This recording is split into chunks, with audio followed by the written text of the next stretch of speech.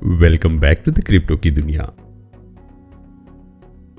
दोस्तों, आज की वीडियो में हम सेफमून के फ्यूचर के बारे में बात करेंगे और ये जानने की कोशिश करेंगे कि सेफमून के आने वाले प्रोजेक्ट्स इसकी प्राइस पे किस तरह असर डाल सकते हैं और क्या सेफमून वाकई एक पॉन्जी स्कीम या धोखा है या लोगों को अब इसके बारे में अपने आइडियाज बदल लेने चाहिए। सेफमून प्रोजेक्ट एक ऐसा प्रोजेक्ट है जो शायद इससे पहले हमने नहीं देखा। लोग इससे प्यार भी करते हैं और बहुत से ऐसे हैं जो इसको अभी भी फ्रॉड ही समझते हैं, चाहे इसका ओनर एक वेल नोन पर्सनैलिटी ही क्यों ना हो जिसे पूरी दुनिया जानती हो, या चाहे इसके आने वाले प्रोजेक्ट्स इंटरनेशनल लेवल पर इम्प्लीमेंट होने जा रहे हों। लोग इस प्रोजेक्ट के बारे में ये भी सवाल उठाते हैं कि क्या ये प्रोजेक्ट ख़त्म हो गया या ये अभी भी अपनी जगह बनाएगा, और फिर इस 1 साल पुराने टोकन का कंपैरिजन बिटकॉइन और इथेरियम के साथ करना शुरू कर देते हैं। लेकिन इस वीडियो में हम जरा इस पर टेक्निकली नजर मारते हैं। ब्लॉकचेन टेक्नोलॉजी ने ग्लोबल फाइनेंस को बदल कर रख दिया है। अब बात CFI यानी सेंट्रलाइज्ड फाइनेंस से निकलकर DeFi यानी डिसेंट्रलाइज्ड फाइनेंस की तरफ जा चुकी है, जहां सिर्फ एक बैंक तमाम चीजों को कंट्रोल नहीं करेगा, बल्कि डिसेंट्रलाइज्ड फाइनेंस की वजह से पावर डिस्ट्रीब्यूट हो जाएगी। और इसी ब्लॉकचेन टेक्नोलॉजी की वजह से बहुत से दूसरे प्रोजेक्ट्स भी इसकी तरफ मूव होते जा रहे हैं। शुरू में बिटकॉइन ही एक ऐसा प्रोजेक्ट था जो ब्लॉकचेन टेक्नोलॉजी पर इम्प्लीमेंट हुआ था, लेकिन फिर दूसरे कॉइन जिन्हें ऑल्ट कॉइन कहा जाता है वो भी मार्केट में आ गए और एक हेल्दी कंपटीशन शुरू हो गया। ऑल्ट कॉइन उन कॉइन्स को कहते हैं जो बिटकॉइन के मुकाबले में लॉन्च किए जाते हैं। इनमें से कोई तो बहुत ही कामयाब हुए जैसे कि इथेरियम, और कुछ अपनी पीक पर जाकर एकदम धड़ाम से नीचे गिर गए जैसे कि टेरा लूना, और कोई ऐसे हैं जो कब आए और कब गए उनका पता ही ना चला। ब्लॉकचेन टेक्नोलॉजी चूंकि एक नई इमेच्योर मार्केट है, इसीलिए बहुत से क्लेवर लोग आम सादा लोगों की सादगी का फायदा उठाते हुए लाखों का फ्रॉड कर गए, जिसकी वजह से अब इस फील्ड में जो भी कोई नया प्रोजेक्ट मार्केट में आता है तो लोग अपने कंसर्न शो करना शुरू कर देते हैं, जो कि यकीनन इनका हक भी बनता है। इसीलिए जब सेफमून लॉन्च किया गया तो इसके बारे में बहुत सी बातें की गईं जो अब तक जारी हैं। सेफमून भी दूसरे टोकन की तरह एक ऑल्ट कॉइन है जिसका मकसद मार्केट में लॉन्च हुए गए मुख्तलिफ प्रोजेक्ट्स में मौजूद गैप को कम करना है, ताकि मुख्तलिफ यूटिलिटी प्रोजेक्ट्स को इम्प्लीमेंट किया जा सके।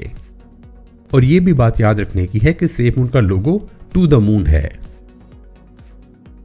दोस्तों, सेफमून आर्मी को ये बात भी पता है कि जर्नी टू द मून एक दिन की बात नहीं, कि एक दिन प्रोजेक्ट लॉन्च किया गया और अगले दिन आप मिलियनेयर बन गए।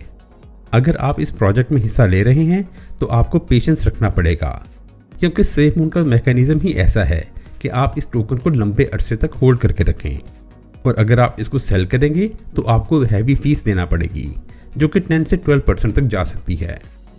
शायद यही वजह है कि बहुत से लोग इस प्रोजेक्ट को पॉन्जी स्कीम कहते हैं, लेकिन बहुत से एक्सपर्ट सेफमून के बारे में काफ़ी ऑप्टिमिस्टिक भी हैं। इनके ख्याल में सेफमून को इन तमाम प्रोजेक्ट्स को एक हकीकत बनाना होगा जिसका उन्होंने ऐलान किया है, चाहे वो सेफमून कार्ड हो, project Phoenix, green energy, blockchain या सेफमून एक्सचेंज। ये सब के सब प्रोजेक्ट सेफमून की सक्सेस के लिए इतना ही ज़रूरी है जैसे कि हमारे लिए ऑक्सीजन। अगर हम सेफमून की डेवलपमेंट पर गौर करें तो हमें ऐसे ही लगता है कि टीम दिन रात आने वाले प्रोजेक्ट्स को इम्प्लीमेंट करने के लिए तैयार है। सेफमून का वॉलेट तो हम पहले ही इस्तेमाल कर रहे हैं। इसके अलावा सेफमून एक्सचेंज की भी मार्केट में धूम है, और गेमिंग इंडस्ट्री में अपने कदम जमाने के साथ साथ NFT में भी ये हिस्सा लेना चाहते हैं। ये वो प्रोजेक्ट्स हैं जो सेफमून को तरक्की की एक लंबी छलांग देंगे। और फिर मेटावर्स की दुनिया, जिसमें आने वाले दिनों में क्या खजाने छुपे हुए हैं हम कुछ नहीं कह सकते, क्योंकि अभी इस फील्ड में बहुत सी इन्वेस्टमेंट हो रही है और अभी इसकी बहुत सी डायरेक्शन खुलना बाकी हैं।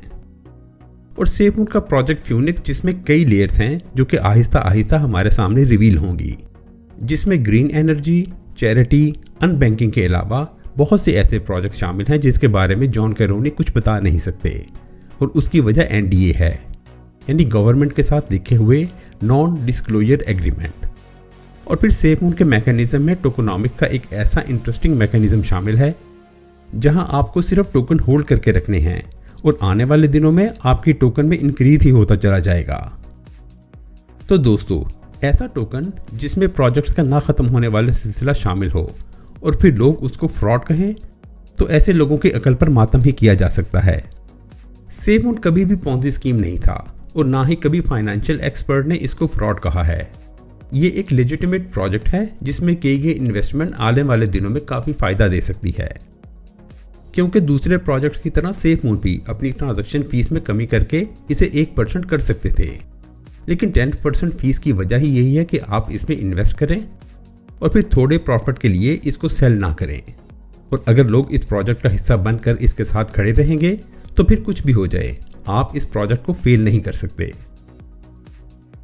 आप मेरे इस एनालिसिस से एग्री करते हैं तो अपने आइडियाज़ हमारे साथ ज़रूर शेयर करें, और अगर आपको मेरी ये कोशिश पसंद आई है तो इस वीडियो को लाइक करके इस चैनल को सब्सक्राइब ज़रूर करें। अब मैं आपसे मिलूंगा ऐसी ही एक और वीडियो के साथ।